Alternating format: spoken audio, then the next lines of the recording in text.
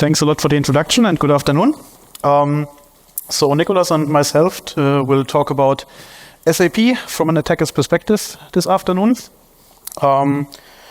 We are both working as penetration testers at USD in the USD Hero Lab. So that's our pentest department. And yeah, there we're also regularly conducting penetration tests for SAP environments. And that's why we decided to share this a bit, what kinds of insights we've gained over our pentest engagements.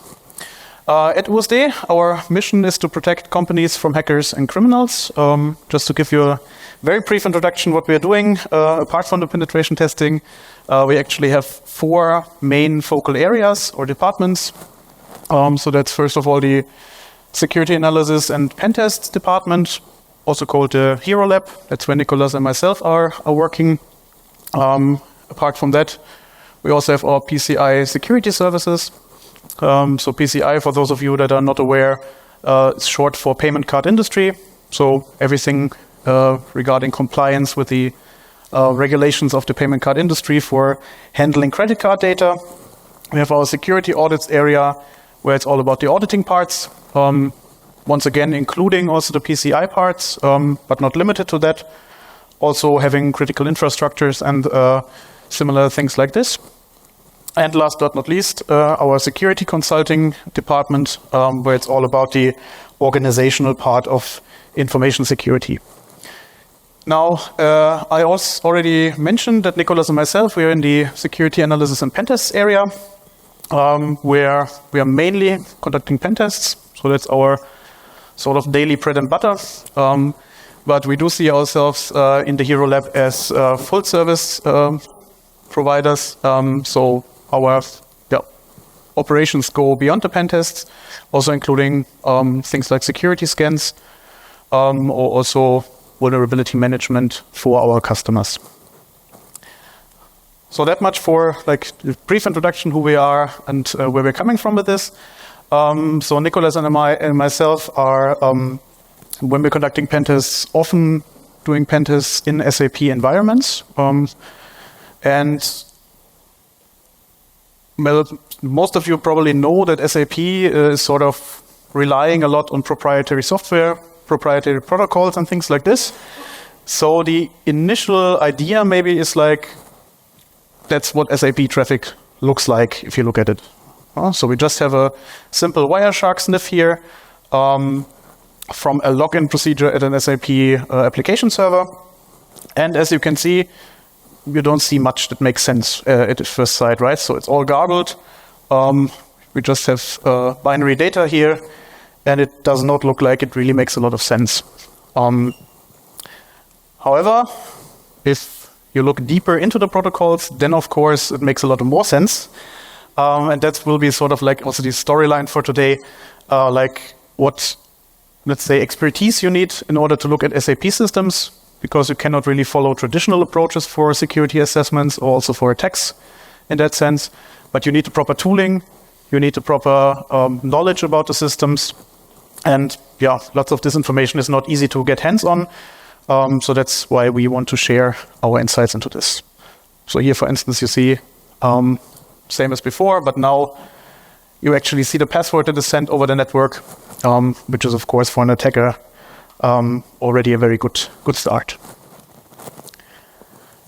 Now, most of you probably know this. Still, we brought some numbers just to basically say SAP is used a lot out there. So these numbers are directly taken from SAP themselves, from their company fact sheet, where they say that on the one hand side, 85 of the 100 largest companies in the world are actually customers for SAP S/4HANA. And at the same time, also 80% of SAP's customers are actually not like the big players, but small and medium enterprises. So in that sense, SAP software is widespread in all kinds of companies, all kinds of environments. We really find it a lot out there. The solutions provided, well, are manifold, right? So just some brief introduction here. Mostly enterprise application software, everything regarding supply chain management, human resources, and so on and so forth. So lots to look out for. And that's also sort of the issue that immediately comes to mind, because SAP systems are often, to some sort, at the heart of the companies, because that's where lots of the crown jewels are located. You might have financial data in there, human resource data, logistics data, supply chain management, and everything you can really think of.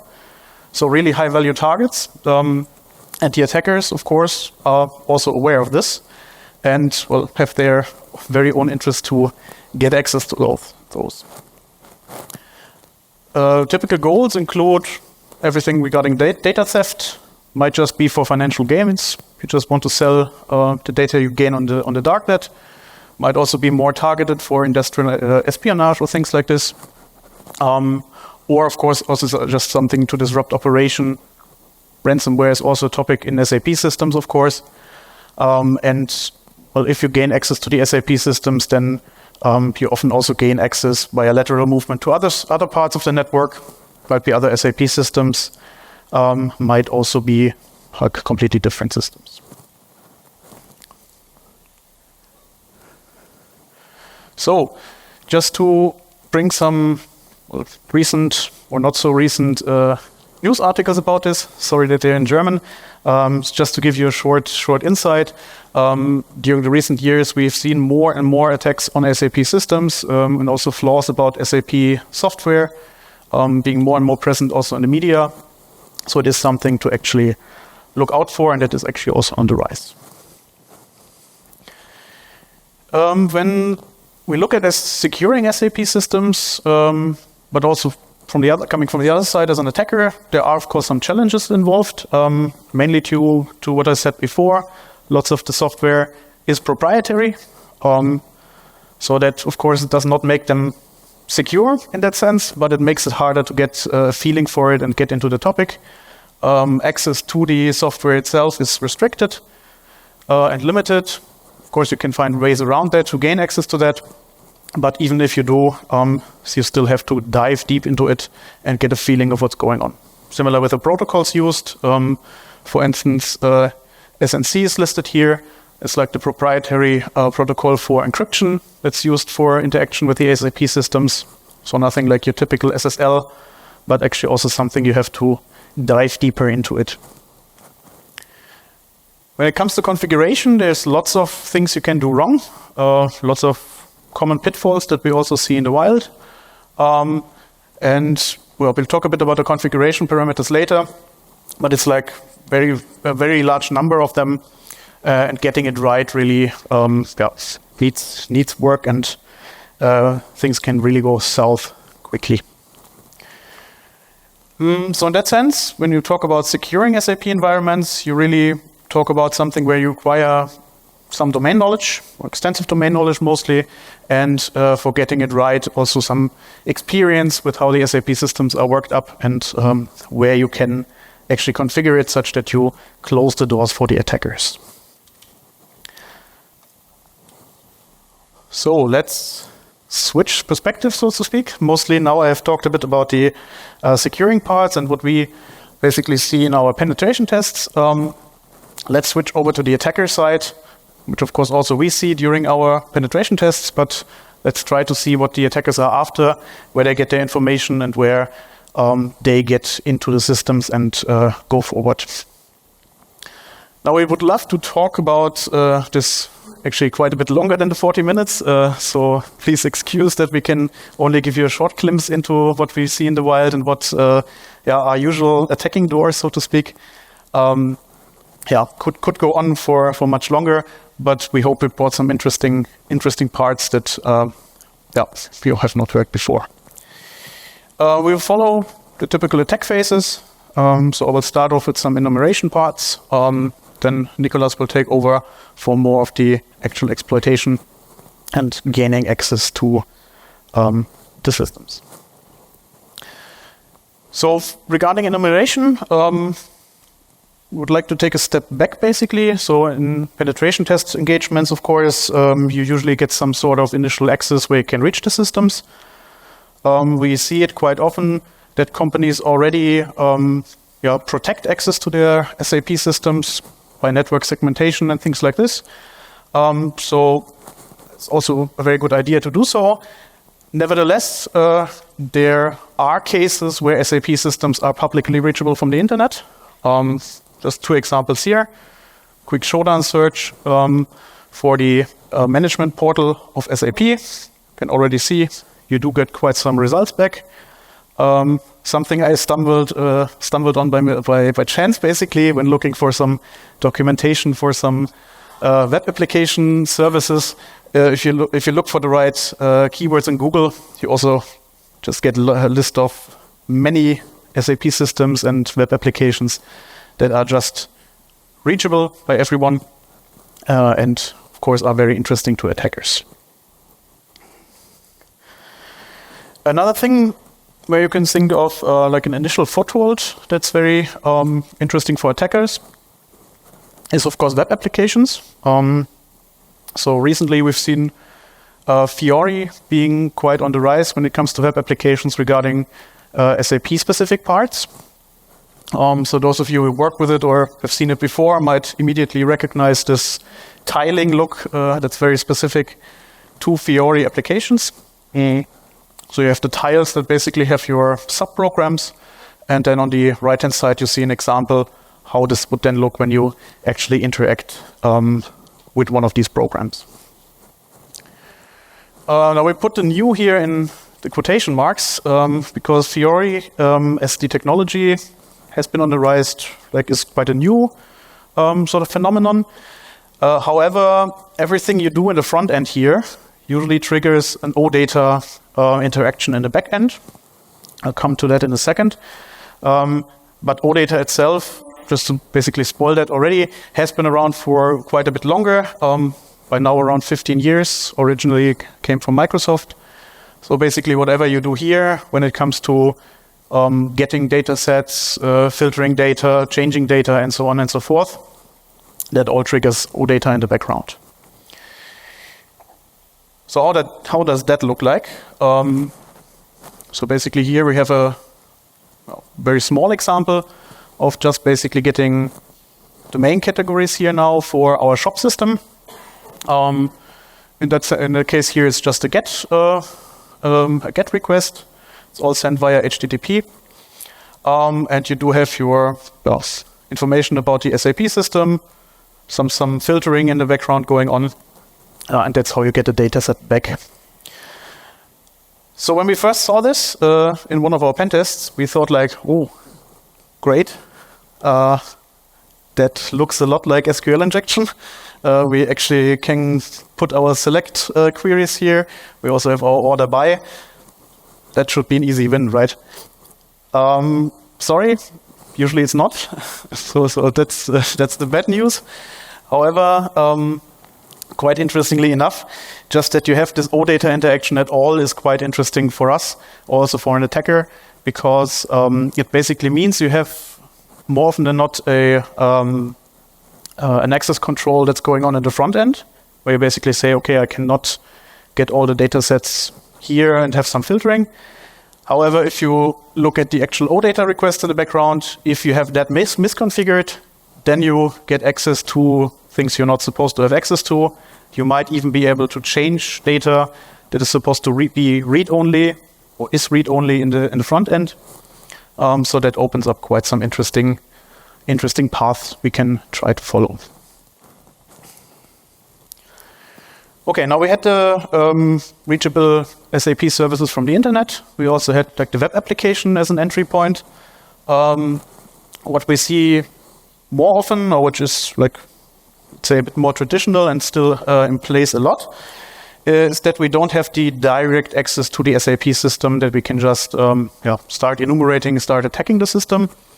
But we do have the middle part where there is the SAP router in the way. So we come from the left. In this scenario here, there's just a single application server that we are supposed to reach, but we don't have the direct path to it. We always have to go via the combination of firewall and the router here. And the SAP router is then supposed to basically give you an additional layer of protection. You basically say where you want to go, specify some additional parameters, and then everything you interact with the application server goes via the router, and you cannot control directly what's going on. So far, so good, right?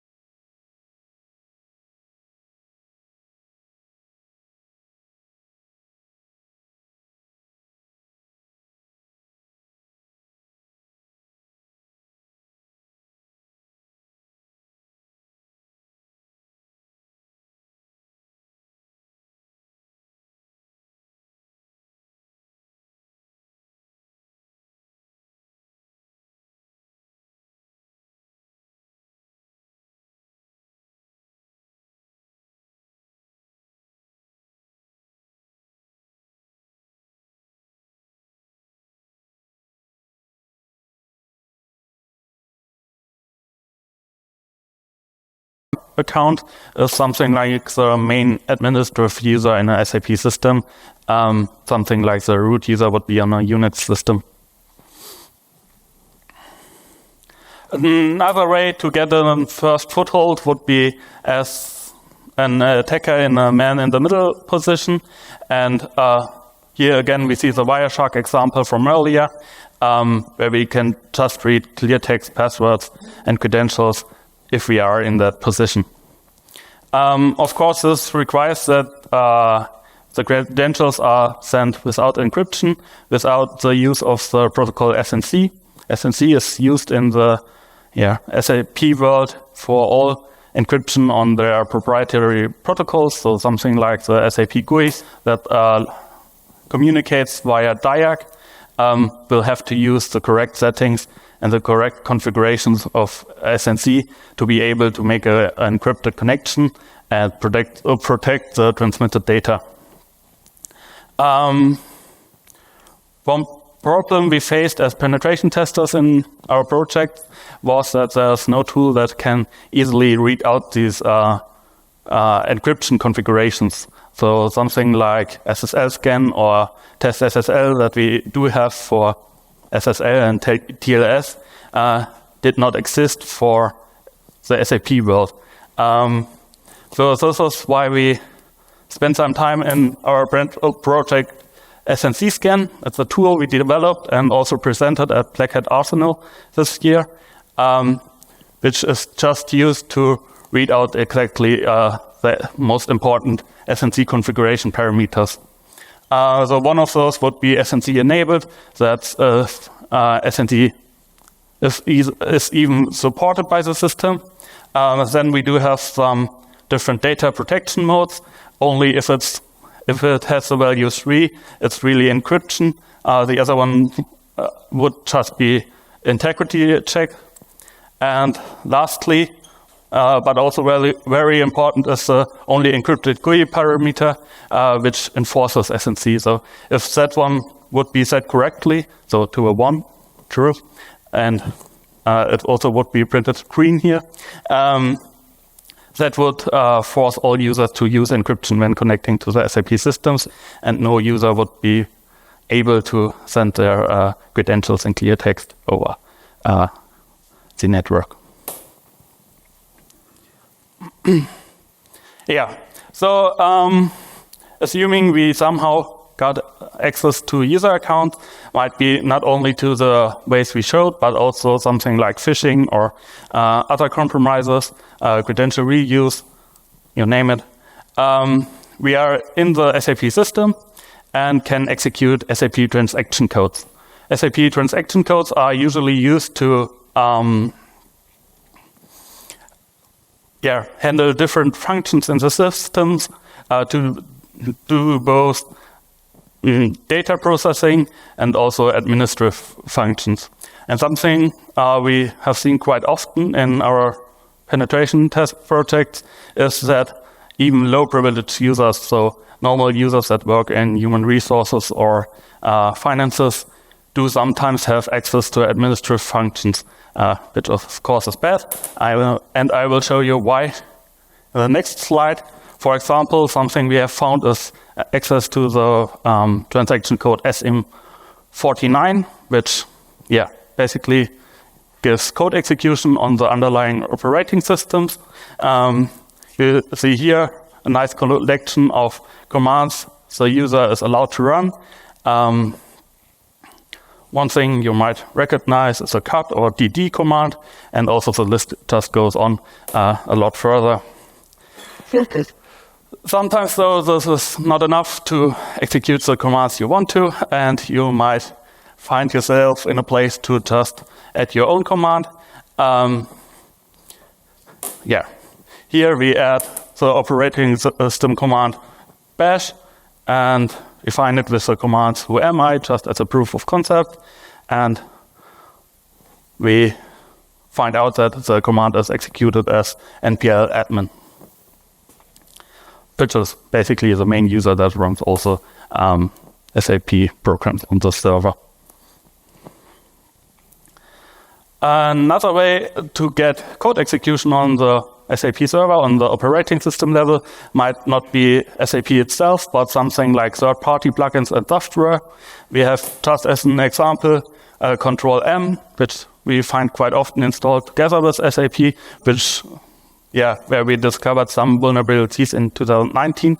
And it's just to be an example. We still find these vulnerabilities today, just because often third-party plugins and software is not included in the patch cycle or software update cycle of SAP, and sometimes seemingly overlooked.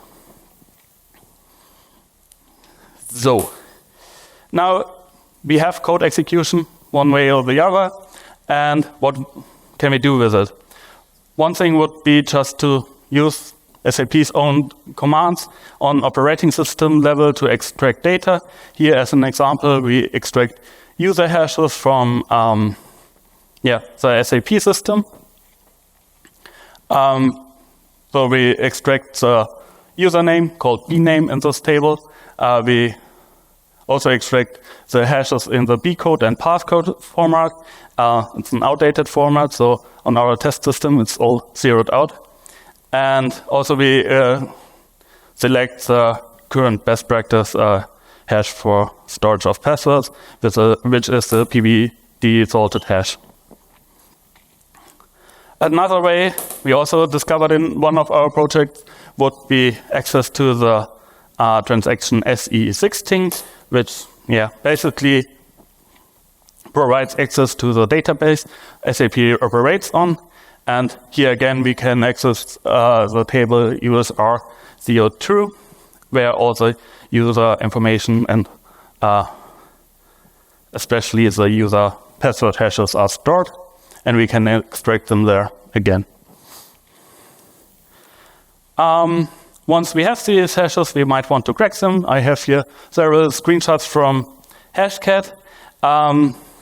More important than the exact numbers of how fast it's going is the difference.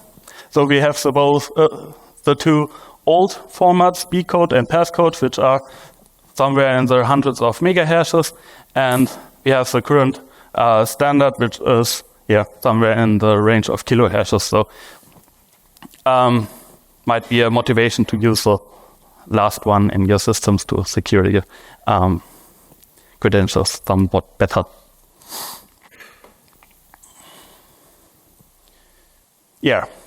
Another vulnerability we still find quite often, even if it was discovered in 2018, is an XML external entity expansion attack in the SAP Internet Graphics Server, it's called. It's a service that is available on many SAP systems and used to generate graphics and images.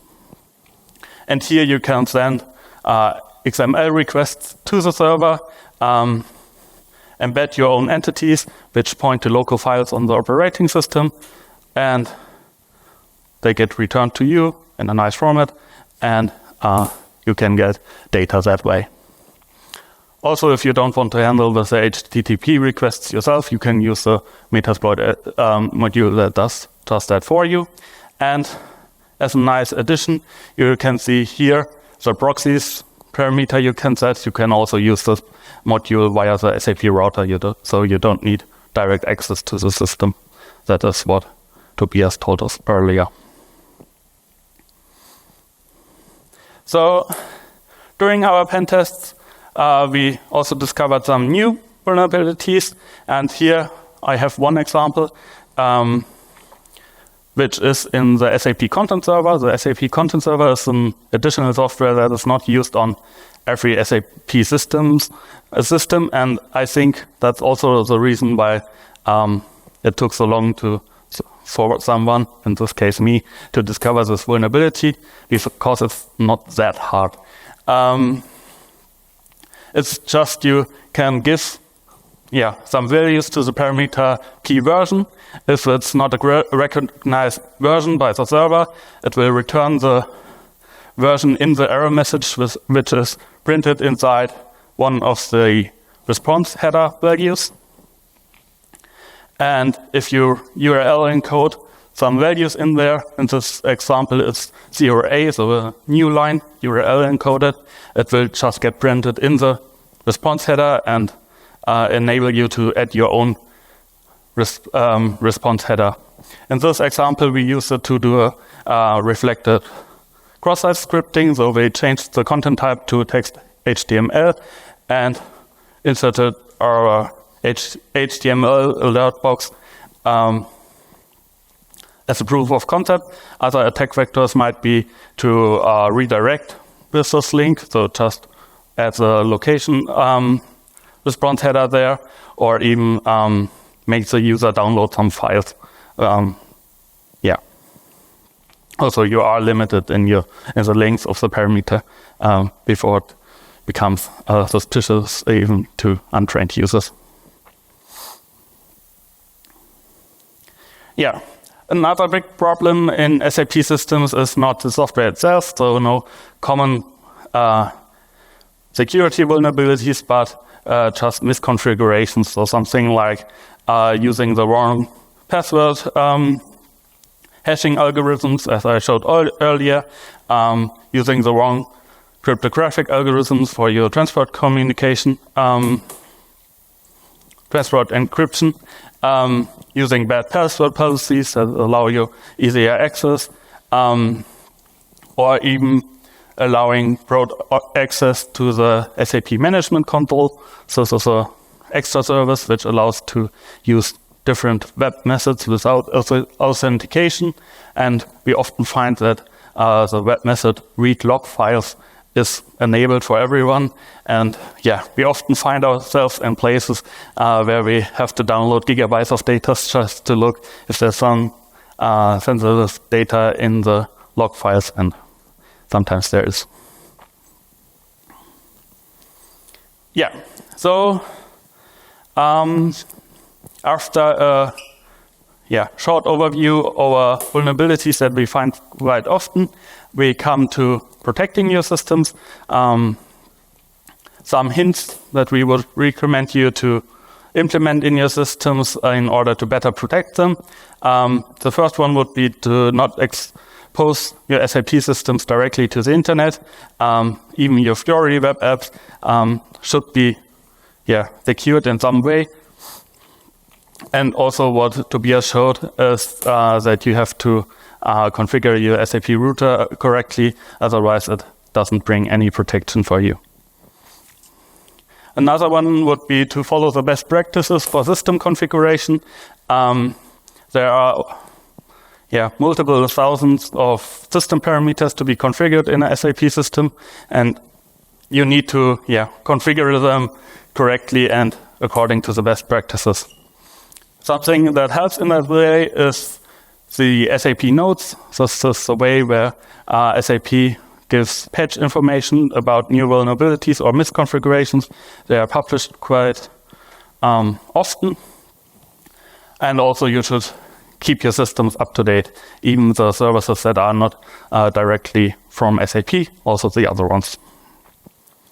Then, of course, you should limit access to SAP systems and services. And here we especially mean both the management console, but also the transaction codes that we showed you. So these need to be audited and checked if normal users have any transactions that they shouldn't be able to execute. Of course, lastly, you should implement effective monitoring and alerting. So you see if someone from finances or HR suddenly tries to read out password hashes, that's something you should catch and maybe act on. And lastly, something from our perspective quite useful would be to conduct SAP-specific penetration tests. So not just normal penetration tests, but some penetration tests by someone who has some experience with SAP systems and services, so they can faster interact with it and find the possible vulnerabilities. Lastly, we have some takeaways from this presentation. First one would be that SAP systems are quite complex and difficult to manage, but that the threats to SAP systems are still real, and often attackers do have this knowledge that is required to exploit them. So you also need to build up the knowledge to protect them. When interacting with SAP systems, as it is proprietary technology, you do require dedicated tooling. Sometimes you need to build it yourself. But while proprietary technology might give you some obscurity, it is not sufficient as protection. lastly, to really protect your SAP systems, you need to limit the access, update the systems, and configure them according to the best practice recommended by SAP itself. So that's our presentation. Thank you for your attention. And thank you.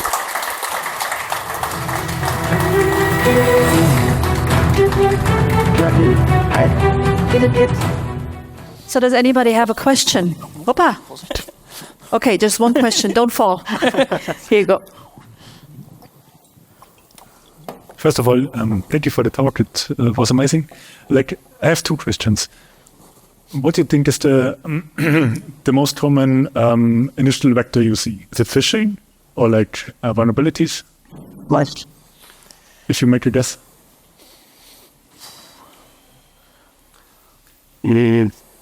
So the initial vector, we don't see that quite often. So we are mostly penetration testers, so we don't have this experience of 100 cases where something got compromised and we can tell you how it started. But I think phishing would be pretty far up on the list.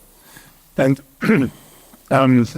I guess your answer applies to the next question, but I know SAP has a quite messy audit logging, right? And at the end, it's hard to pass it. But do you feel your customers are using it? They pumping the audit logs into a SIM and then write proper detections? And do you feel the right sensors are in place? So most of the attack vectors would be logged, or? So there's a security auditing log, which of course needs to be enabled and configured correctly in the system parameters. If that's the case, it's quite good, actually. Okay. But often it's not configured correctly. Good. Great, thank you. Any other one, or are you happy to talk to them during dinner? Yeah, of course. Of course. I was asking them. Find us tomorrow somewhere. If you have questions, feel free to ask. Okay, great. Thank you very much.